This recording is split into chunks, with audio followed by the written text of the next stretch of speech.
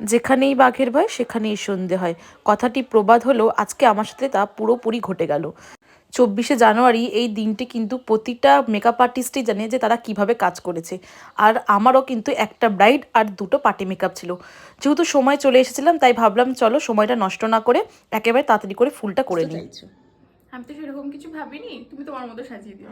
সবটা আমার মতো? হ্যাঁ, তোমার মতোই পুরো। আমার এই মিষ্টির ব্রাইডের কিন্তু ডিমান্ড বলতে কিছুই ছিল না, তাই ভাবলাম চলো নিজের মতোই তাকে সাজানো যাক। এতক্ষণ পর্যন্ত সব কিছুই ঠিকঠাকই চলছিল, আমার বেস মেকআপও কমপ্লিট হয়ে গেছিলো। বেস মেকআপ কমপ্লিট হয়ে যাওয়ার পরই দিদির চোখ থেকে গঙ্গা আর যমুনা দুজনেই বইতে শুরু করে দিল, যেটা কোনোভাবেই থামানো যাচ্ছিল না। যেহেতু দিদির পাওয়ার লেন্স, তো দিদি কোনো মতে সেই লেন্সটা স্কিপও করতে পারছিল না। এমনও ছিল না যে দিদি প্রথমবার লেন্স পড়ছে, দিদি এর আগে বহুবার লেন্স পড়েছে, সেটা আমাদের সাথে শেয়ার করলো। ওই সিচুয়েশনে দাঁড়িয়ে শুধু আমরা দুজন জানি যে আমাদের কতটা টেনশন হচ্ছিল।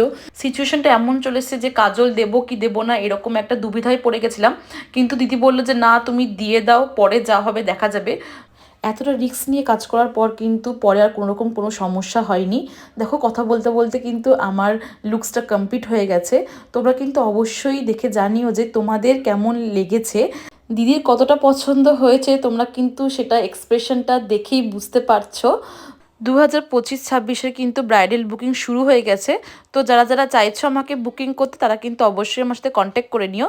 চলো দেখা হচ্ছে নেক্সট ভিডিওতে, আর আপাতত টাটা।